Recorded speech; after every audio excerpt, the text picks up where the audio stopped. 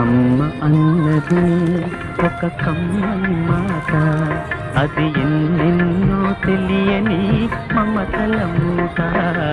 అమ్మ అన్నది ఒక కమ్మని మాట, అది ఎన్నెన్నో తెలియని మమతల మూట, మమతల మూట.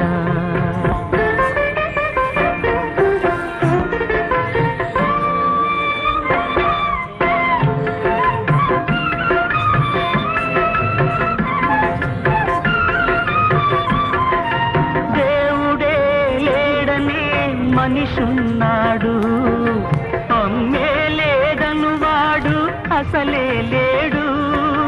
దేవుడే లేడనే మనిషున్నాడు, అమ్మే